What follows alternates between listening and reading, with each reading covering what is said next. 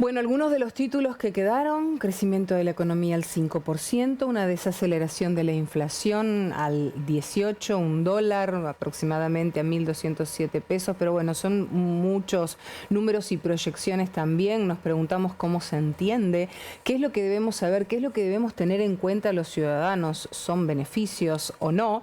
Bueno, una serie de preguntas que por supuesto se las vamos a trasladar a los especialistas en economía.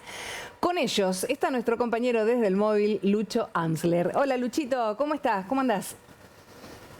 ¿Qué tal, María? Muy buen mediodía para vos y por supuesto para todo el equipo y los televidentes. Sí, venimos con las repercusiones luego de lo que fue en la jornada de ayer de la presentación del proyecto de presupuesto 2025. Algo inédito ha sucedido porque en esta oportunidad, y a diferencia de otras ocasiones donde siempre lo presenta al proyecto de presupuesto el ministro de Economía de turno, ahora lo hizo el propio presidente de la Nación, Javier Milei, que por cierto es economista y es por eso que consideró pertinente realizar esa presentación él. Pero justamente queremos ya conocer los primeros coletazos o repercusiones respecto a la ley de leyes que va a analizar el Congreso de la Nación, y vinimos a hablar con Estela Rodríguez, que es docente, catedrática de aquí de la Facultad de Economía de la Universidad Nacional del Litoral, y ella va a zanjar todas las dudas que tenemos. Bueno, Estela, muchas gracias por estos minutos con Telefe. Antes que nada, como si estuviéramos iniciando el cursado, ¿no? ¿Por qué es tan importante la presentación de un presupuesto? ¿A qué se debe esto justamente? Bueno, primero buenas tardes. El presupuesto es un instrumento que está previsto en la Constitución, que el Poder Ejecutivo una vez por año debe presentar al Poder Legislativo, al Congreso en este caso, para que sea analizado. En ese documento va a exponer lo que va a hacer, qué va a hacer durante el año siguiente, qué acciones de política va a llevar adelante, qué bienes, qué servicios le va a dar a la sociedad y con qué recursos, con qué plata, con qué fondos los va a atender. Cuando hablamos del gasto que está en el presupuesto, no es otra cosa que el valor de los elementos que se necesitan para generar esos bienes o servicios. Por eso es tan importante el presupuesto, porque da ese límite, establece esas competencias, garantías, qué responsabilidades tiene cada área del Estado en prestar esa función. Bueno, desmenucemos un poquito lo que ha expuesto en la jornada de ayer Javier Milei. ¿Pudiste ver algo? ¿Qué análisis podés hacer? ¿Qué te hizo ruido? ¿Con qué cosas estás a favor? Bueno, a ver, en realidad mi opinión es que la exposición que hizo el presidente ayer, más que un mensaje, fue una descripción de algunas cuestiones vinculadas a las finanzas o a la política monetaria. No habló en realidad en grandes conceptos de lo que es el presupuesto en sí mismo, ¿no? Luego, después, más tarde a la noche y hoy a la mañana, pude tener acceso a lo que fue la ley, el proyecto de ley que envía, y donde hay algunas cuestiones. Falta mucho todavía por ver. Por ejemplo, han salido algunas noticias aisladas, pero por ejemplo el mensaje completo de elevación de ese proyecto de ley todavía yo no lo he visto, ¿no? No obstante eso, bueno, lo que ha salido un poco en los medios de publicación o en los medios periodísticos, habla de las variables, por ejemplo, que se prevén para el año que viene, una inflación del 18%, 18,3%, un crecimiento del 5%, lo que se espera para terminar este año contrapuesto. Bueno, esas variables, ¿no? Son lo que el gobierno nacional piensa que se va a desarrollar durante el próximo año. Hay que ver, en función de las actuales condiciones, si eso se logra plasmar de esa manera.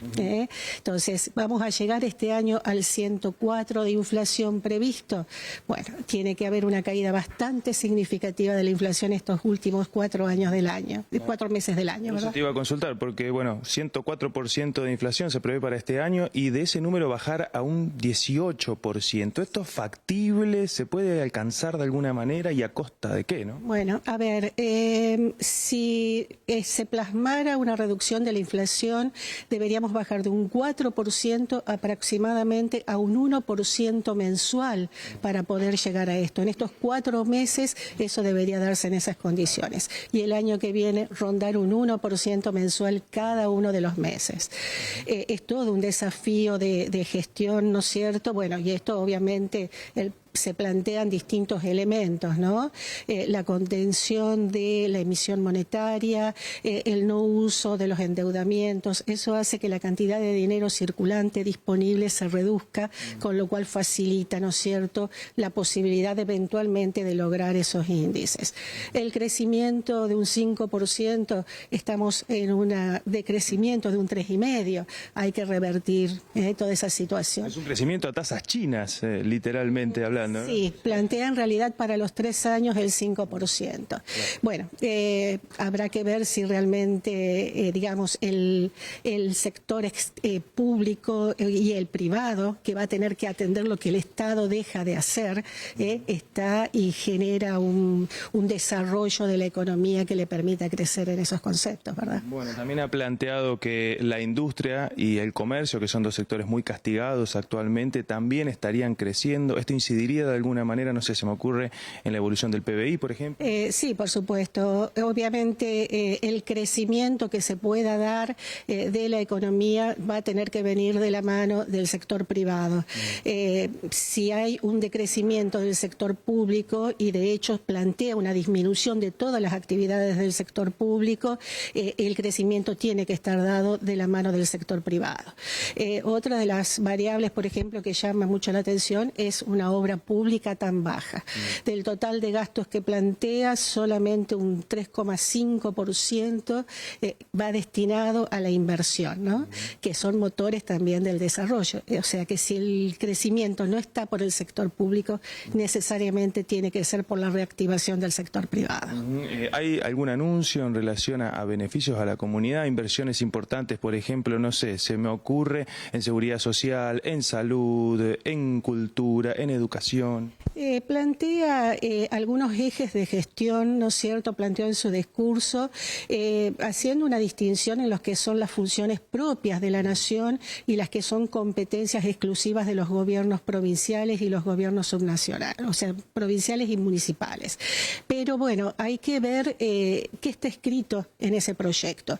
Hoy solamente tenemos una serie de artículos, no hay acceso a las planillas, hay que leer bastante todavía para poder comprender bien la dinámica de qué acciones favoreció o cuáles retiene o sostiene o disminuye, ¿no es cierto?, en su funcionamiento.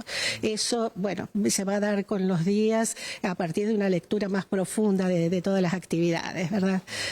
Bárbaro, Estela, muchísimas gracias, muy clarito, y bueno, la idea era hacerlo didáctico para que el ciudadano de pie lo pueda comprender, y me parece que apuntamos bien charlando con vos. Muchas gracias. Muchísimas gracias a ustedes también por la invitación y por estar presentes acá en la casa. Bueno, María, escuchábamos muy atentamente a Estela Rodríguez, catedrática de aquí de la Facultad de Economía de la Universidad Nacional del Litoral en nuestra ciudad, bien en el sur de la capital provincial, haciendo un análisis general, macro por el momento, de lo que fue la presentación de ayer de Javier Milei del presupuesto 2025. Resta conocer la letra chica para tener más especificaciones al respecto y todo lo que van a tener que debatir por varios días los legisladores nucleados en el Congreso. Y bajarlo al llano también para que todos podamos entenderlos. Menos mal que tenemos a los profes amigos de Ciencias Económicas, ¿eh?